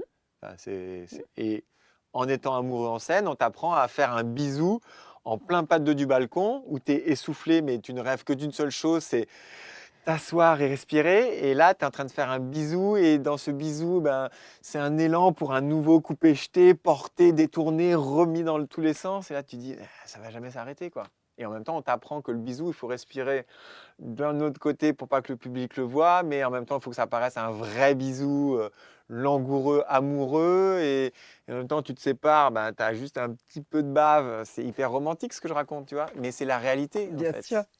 Ouais. Et c'est génial. Et donc ce moment, tu t'es dit, j'adore ce moment. Roméo, c'est un chef-d'œuvre absolu, quoi. Ouais, mais pour toi. Ouais, ouais. Et encore aujourd'hui, tu vois, c'est ces bons moments qui me reviennent, quoi. Ouais. Et pourtant, j'ai adoré mon premier 3 actes, Bayadère. J'ai adoré danser Don Quichotte. J'ai adoré faire Rothbard, Le Prince. Il y a plein de choses qui me sont chères. Mais Roméo, j'étais devenu aussi acteur. Il y a une part de moi, Claude Bessier me l'avait dit, c'est pas que de la danse, Karl. C'est aussi interpréter, quoi. C'est un- Mais quand tu interprètes Bayadère, c'est plus simple. Moi, je pensais que tu allais me dire justement Bayadère. Ouais, Bayadère, c'est mon premier 3 actes, donc c'est un moment qui restera gravé. Il y a des étapes, hein. 2001, Bayadère, 2005, il y a le rôle Roméo. de Roméo. Basilio, je l'ai fait beaucoup, tu vois, je l'ai fait de 2002 à... Non, pas 2002, si 2002 à 2017, quand même. Pendant 15 ans, j'ai fait Rothbard et Basilio, je me suis acharné sur ces rôles-là, ouais. Mais je regrette pas, au contraire, franchement, c'était génial, quoi. Et est-ce qu'il y a des moments où tu te sens complètement emporté dans ces moments-là? C'est quoi? Tu te sens quand je te parle vraiment de, tu es dans un état second ou pas? Ça t'est Non, déjà j'ai arrivé? jamais été dans un état second. J'ai toujours été très conscient de ce que je devais faire, mais au contraire, il y a une vraie montée d'adrénaline qui te permet d'aller au bout, quoi. Réellement, quand tu pars pour Roméo, enfin, j'aimerais bien en parler avec d'autres mecs et de savoir comment eux ils l'ont vécu, mais il y a un vrai défi physique, un vrai challenge avant de lever le rideau, quoi. De se dire, il faut être prêt, quoi. Et vous en parlez pas justement? C'est étonnant ça. Non, c'est vrai que j'ai jamais trop parlé de ce rôle-là. Parce que quand même entre vous, j'imagine que vous, c'est Mais non, important. parce que quand tu fais Roméo, tu es seul dans le studio à tout travailler. Tu te Mm, retrouves juste mm. dans les trios avec Mm. Benvolio, Mercutio, qui ne sont pas forcément eux aussi en train de le faire. Moi, par exemple, je faisais à la fois Roméo et Benvolio en 2005. Oui. Et en même temps, je faisais Le Songe d'une nuit d'été dans, dans un autre contexte. Alors ça, c'était à Bastille. À Garnier, il y avait Le Songe, je crois, en même temps, de John Lemeyer, où je faisais un ou deux rôles. Donc, en fait, tu as une charge de travail énorme, quoi. Énorme.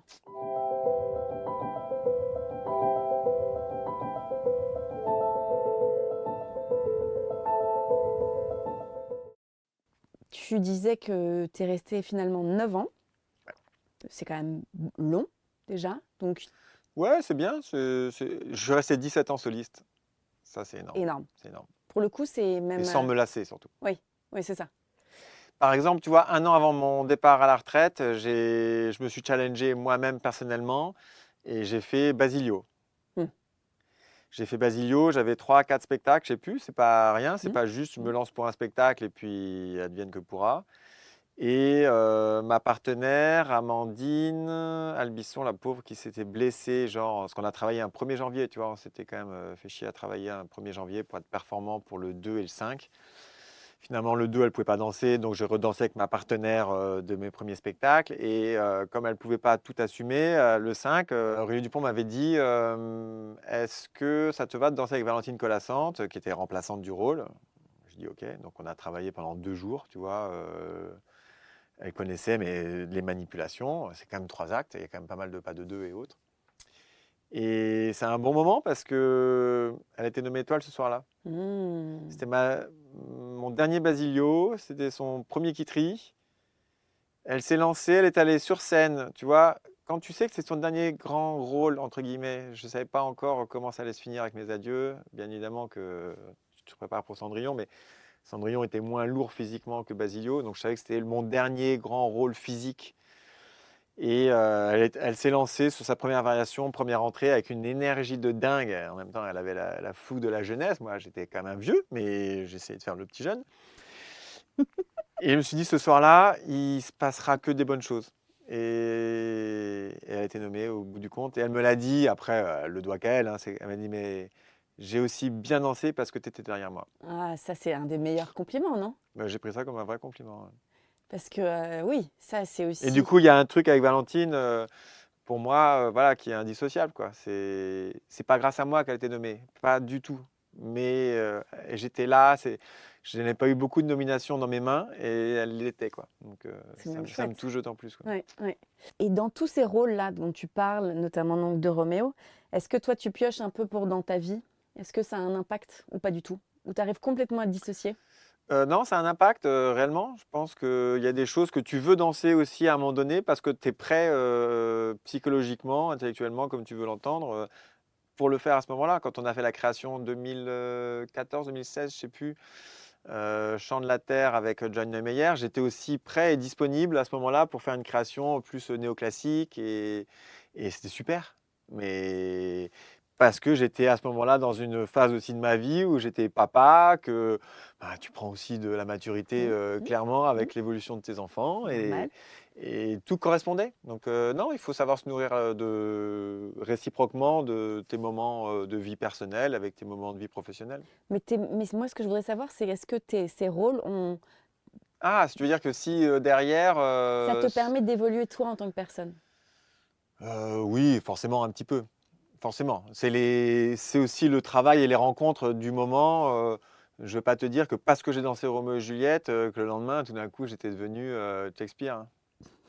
Ça se saurait, non, Ça se saurait, on est bien non, d'accord. mais Non, mais bon, tu vois ce que je veux mais dire? c'est de Non, toucher et d'incarner. Le fait que tu c'est joues, ça. tu Bah, vois, ça tu m'a joues fait un rôle. grandir, ça m'a fait prendre conscience de plein de choses et de me dire, bah ouais, il y a un travail à faire de réflexion sur juste l'interprétation. Et c'est peut-être aussi pour ça qu'après, j'ai adoré faire ce rôle de Hilarion. On en reparle, mais t'arrives, je peux me lever d'ailleurs, ouais.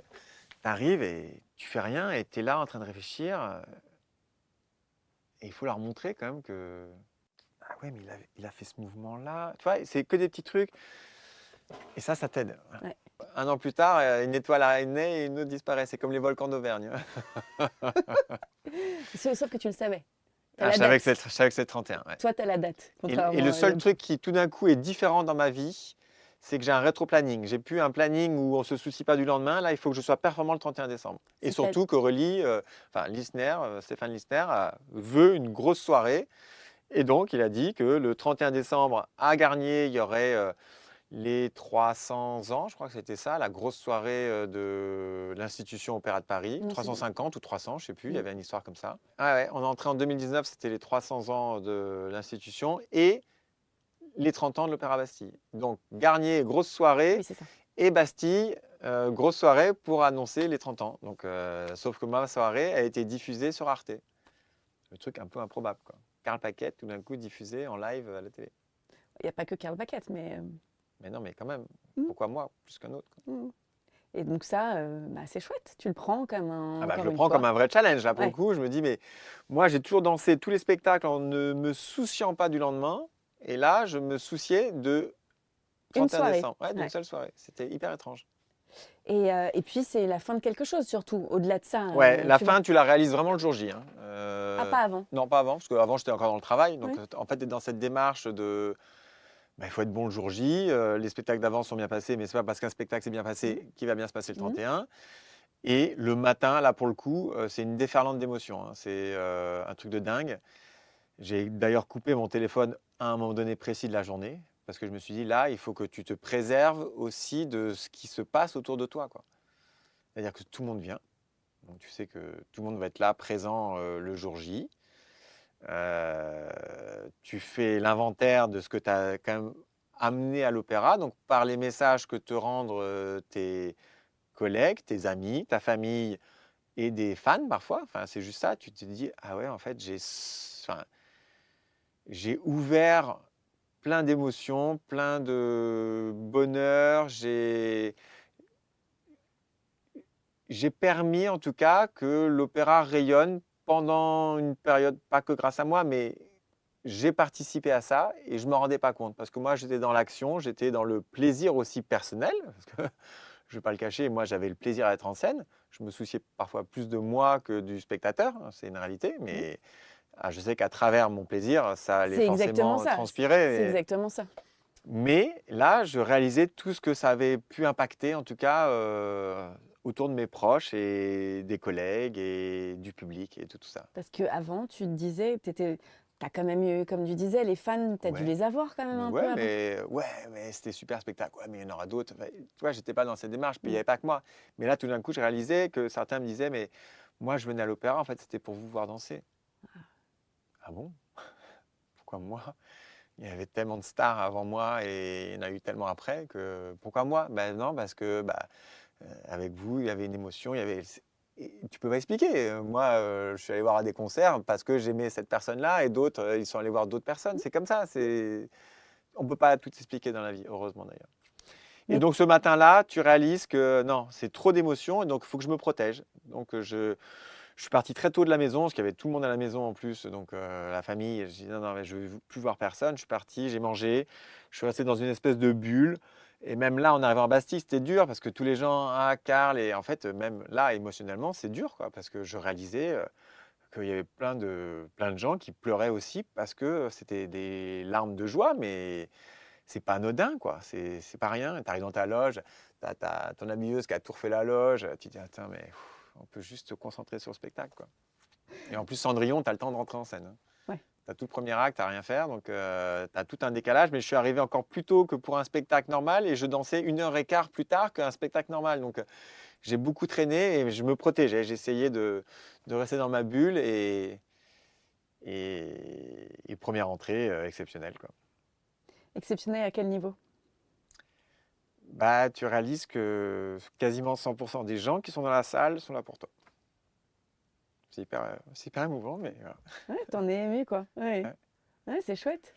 Et donc tu rentres, ça se fait pour les spectateurs, auditeurs. C'est deuxième acte. Cendrillon est arrivé parce qu'il a quand même transposé l'histoire de Cendrillon dans les studios hollywoodiens des années 20. Cendrillon va devenir grande actrice d'un film qui va devoir se tourner sur les studios, mais qui est un peu pourri quand même, a priori, le film. Et on attend l'acteur vedette, la star, qui arrive en haut d'un grand escalier. Donc c'est annoncé, Prokofiev l'annonce très très bien, et il arrive. Et là, il y a une salle entière qui se met à applaudir, et limite, je n'entendais plus la musique. Parce que tu dois danser sur une musique, et ça applaudissait, ça applaudissait. Ça, c'est le souvenir que j'en ai. De me dire, mais non, mais arrêtez-vous maintenant, parce qu'il faut quand même que je sois en musique, quoi. J'arrive pas à entendre la battue, enfin réellement. Donc voilà, fin de variation. Et là, en fait, ça y est, t'es parti. Tu dis, en fait, peu importe ce soir si je danse bien, si je danse mal. J'avais oublié que c'était filmé à ce moment-là, parce que j'étais dans le spectacle. Et je me suis dit, les gens sont en fait venus pour moi, pas pour un spectacle. Donc on s'en fout. Et ça s'est bien passé quand même. On va pas non plus faire, j'ai fait de la merde. Et t'as pu le revoir un peu sur Arte, non? Tu l'as revu? J'ai revu des images, ouais. T'en étais content? Je reste dans l'émotion, en fait, même toi d'en parler. Donc c'est assez dur de regarder ça. Ouais. Mais c'est assez dur, pourquoi finalement? Parce que moi, je ne suis pas à vouloir me congratuler. Et là, ça fait remonter trop d'émotions. Donc, je préfère être dans l'action. Voilà, là, j'ai tout à transmettre. J'ai des choses encore à apporter pour les générations à venir. Quand je serai à la retraite, vraiment, que j'aurai débranché de la danse, oui, je pense qu'il y aura ce plaisir de se dire, si j'ai des petits-enfants, voilà, ton grand-père, il a fait ça. Voilà, pourquoi pas. Tu vois, de les inspirer aussi, eux. Bien sûr. En tout cas, c'est ce que tu essayes déjà de faire, d'inspirer. Parce que déjà, quand tu as fait tes adieux, tu savais que tu voulais transmettre. Ouais, ça c'est une chose que j'ai toujours voulu faire. Mais j'étais déjà élève à l'école de danse, je voulais transmettre. C'était un truc de dingue. Donc tant mieux. Donc c'était la fin de quelque chose, mais le début d'autre chose aussi. Ouais. Et si je danse encore aujourd'hui, c'est aussi parce que je suis maintenant dans ce projet de mon premier ballet. Parce que j'avais toujours dit, et ma femme, elle l'avait entendu, elle me l'a bien rappelé de temps en temps, tu m'avais promis à la retraite que tu danserais plus, mais finalement tu danses encore. Mais je danserais différemment malgré tout. Mais c'est important de garder cette condition physique aussi. Et là, par rapport au spectacle, je pense que c'est important d'apporter mon expérience, ma maturité aussi à tous ces jeunes. C'est des vases communicants. On se sert de leur énergie et Bien sûr. inversement.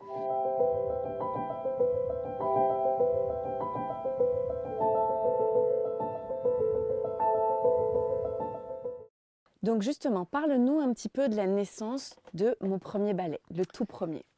Alors, le Lac des Cygnes, donc ça sort 1 an après mes adieux. Donc, en même temps que je suis en train de préparer mes adieux, je suis aussi déjà en train de préparer ce spectacle-là où j'ai démarché Sandrine Mouras qui travaillait chez TF1 Spectacle en présentant aussi ce projet de dire, mais voilà, moi j'ai 2 garçons, alors un plus que l'autre parce qu'il était plus jeune, mais qui s'endort à un spectacle. Quand je danse et que je suis le prince ou le soliste en scène, même ma femme, elle n'arrive pas à le maintenir éveillé. Voilà, il s'endort et c'est comme ça. Il fallait retrouver un format adapté.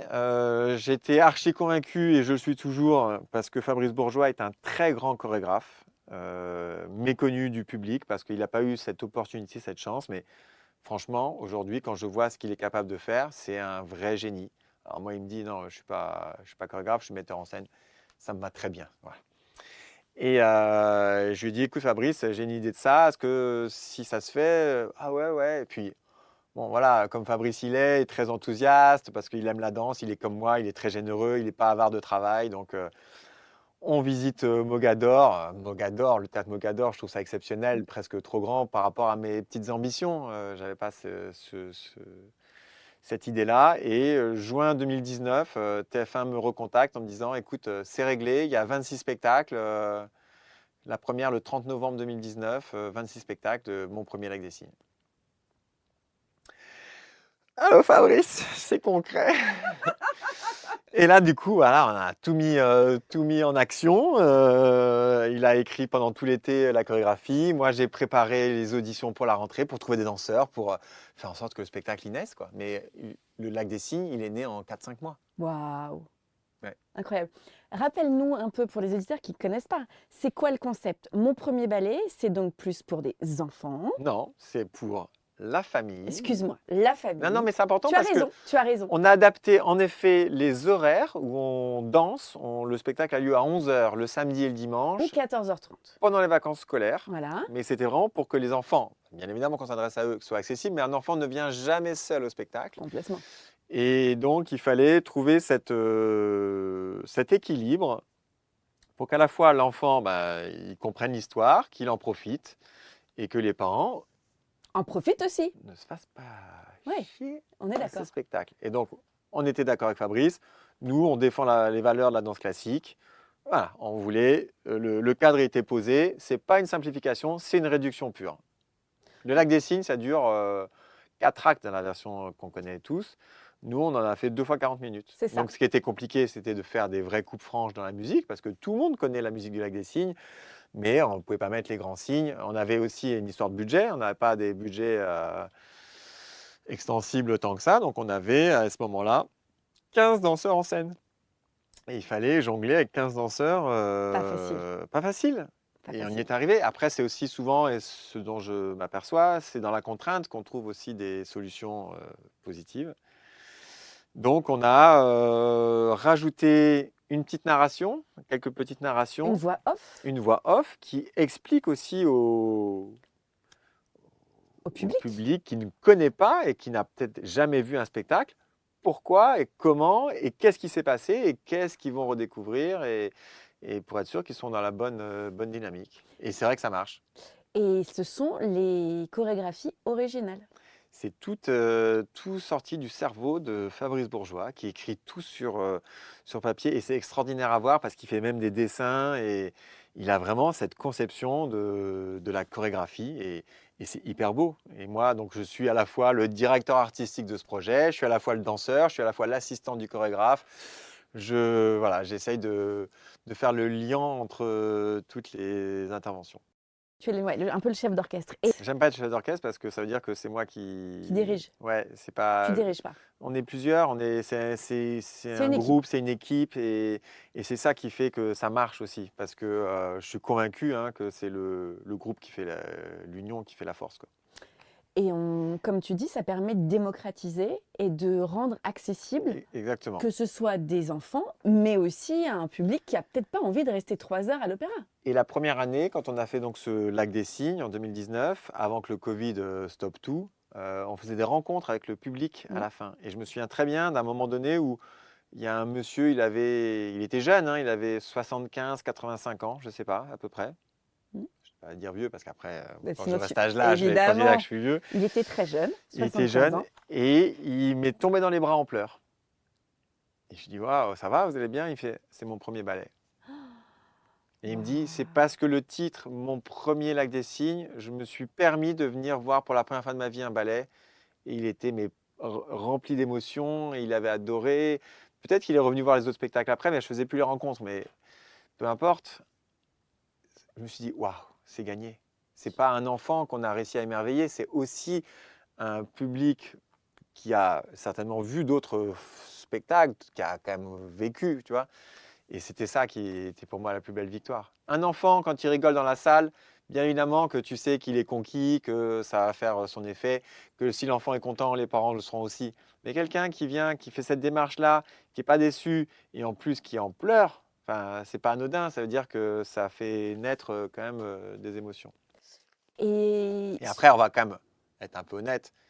Fabrice est un tel génie que le spectacle est réussi, c'est ouais, sûr. c'est pas du tout grâce à toi. Non, pas forcément. Ouais. Moi, je ne suis pas chorégraphe, hein, donc Oui, non, mais je rends à César ce qui appartient à Fabrice. Hein. Et j'espère après, qu'il va l'entendre. et après, on a quand même Nolwenn Clairet, qui est une artiste peintre, qui a fait des décors mais absolument merveilleux, Tu fais la scéno.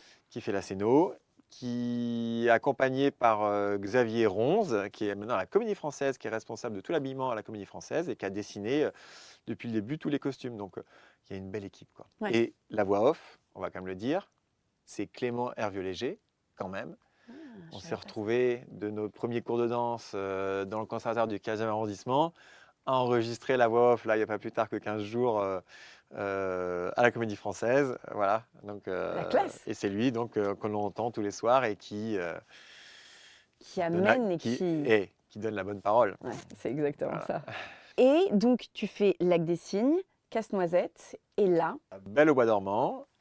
Je réalise d'autant plus que La Belle au bois dormant, c'est un monstre sacré chez Disney en plus. ah bah oui, pour les enfants, Je vais être c'est- très honnête, Ouais. je n'ai toujours pas vu le Disney, le dessin animé. What? What? Exactly. Je crois que je ne suis pas très Disney dans mon éducation. Je crois que mes parents m'ont pas. C'était plus des Tom et Jerry, des trucs très anglais en fait qu'il fallait que je Ouais, regarde. moins American. Moins américain. Et du coup, j'ai pas ce schéma moi de La Belle au bois dormant dans ma tête. Mais l'autre jour, j'écoutais une émission sur France Inter et il parlait de 92 et c'était notamment l'ouverture de Euro Disney et le symbole de ce château de la Belle au bois dormant derrière. Évidemment. Et en fait, ça paraît limpide, mais c'est vrai que la Belle au bois dormant, c'est Disney aujourd'hui. Ah oui.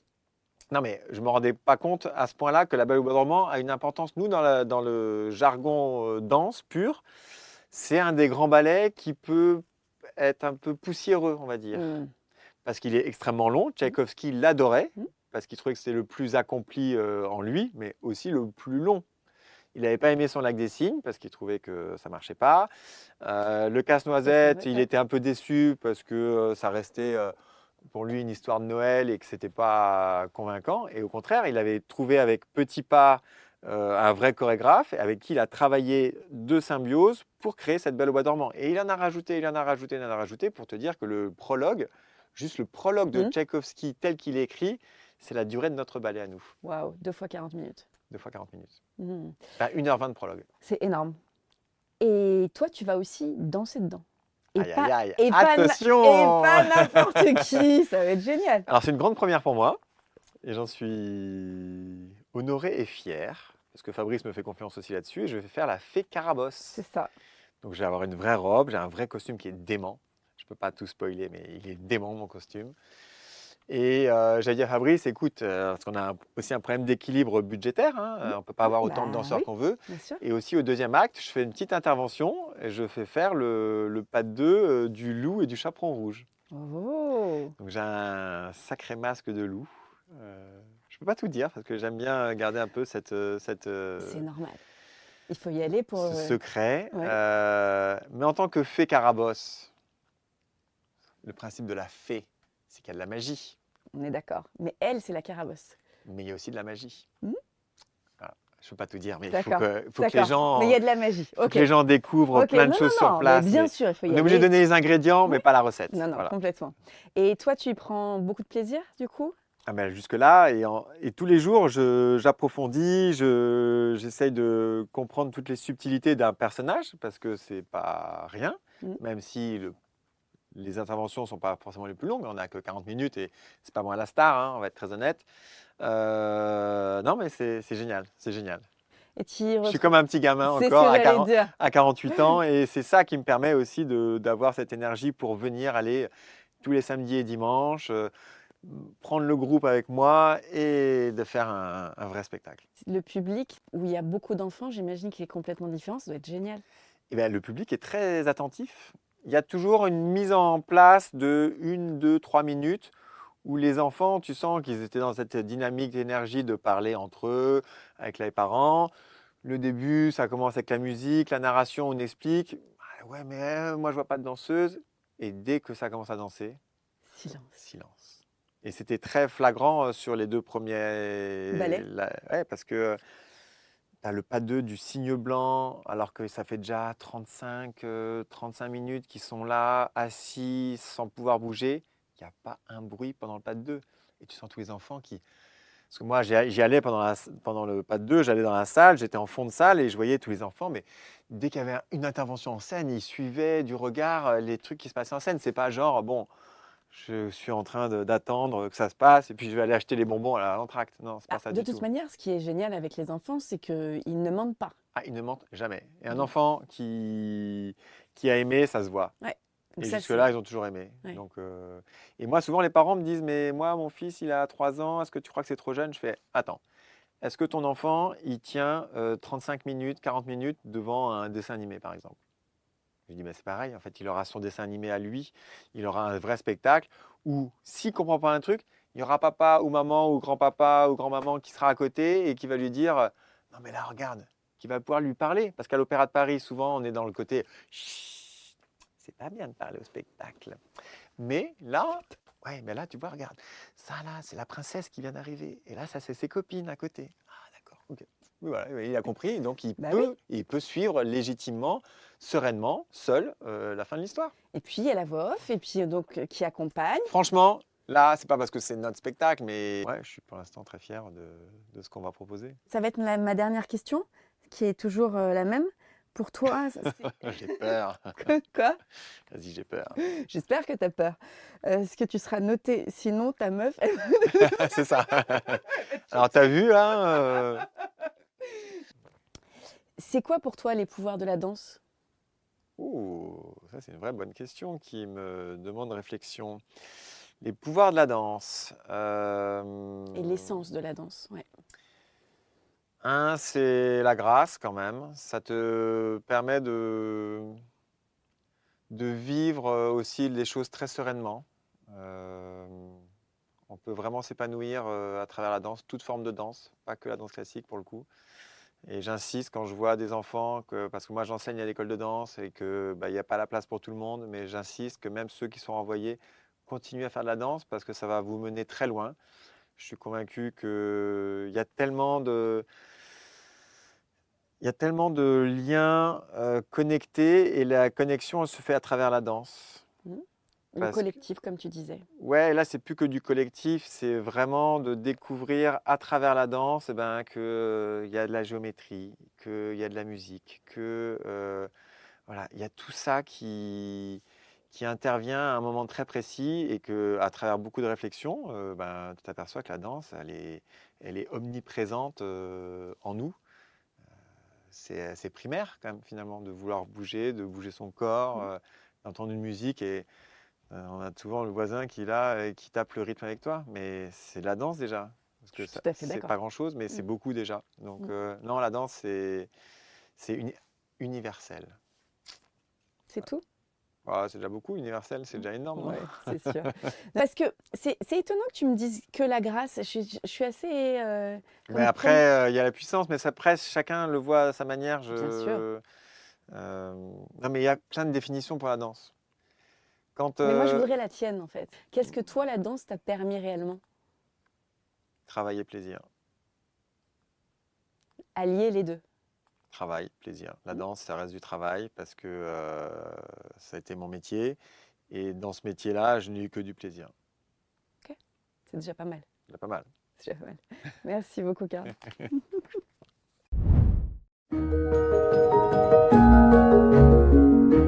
Voilà, c'est la fin de cette seconde partie. Au fil de ces 2 épisodes, Karl Paquette nous aura offert un regard rare sur son parcours. Un chemin fait de travail, de rencontres, de responsabilités portées en silence et de moments qui marquent une vie d'interprète. On ira traverser des souvenirs de studio et des scènes majeures, des instants de trac, de précision, d'humour aussi, et cette capacité à avancer geste après geste dans une maison aussi exigeante que l'opéra. On aura entendu ce qui façonne une carrière et ce qui permet ensuite de transmettre, de guider, et parfois de continuer à danser autrement. Ces 2 épisodes nous auront permis de suivre ses débuts, ses remplacements inattendus, les conseils qui l'ont accompagné et ce soir du 31 décembre où il a fait ses adieux à un chapitre essentiel de son histoire. Mais on aura aussi vu ce qui se prolonge aujourd'hui, la transmission, l'enseignement et cette manière bien à lui d'habiter encore la scène, dans son travail auprès du jeune public et dans un rapport renouvelé au conte et à la dramaturgie. Et pour prolonger cette conversation, je vous propose de faire un pas de côté. Mercredi prochain, je vous emmènerai dans une capsule consacrée à l'une des œuvres qui traverse son parcours, La Belle au bois dormant. Nous y parlerons de l'histoire du ballet, créé en 1890, de sa dramaturgie et de ce que signifie transmettre un tel monument aujourd'hui. Merci à vous d'avoir cheminé avec nous. Merci à Karl d'avoir accepté mon invitation. Je suis Myriam Selam, vous écoutez l'essence de la danse et si cet épisode vous a touché, laissez 5 étoiles ou un mot, cela aide vraiment ce podcast à poursuivre sa route. On se retrouve dimanche prochain pour d'autres histoires, d'autres voix et d'autres manières de faire danser le monde.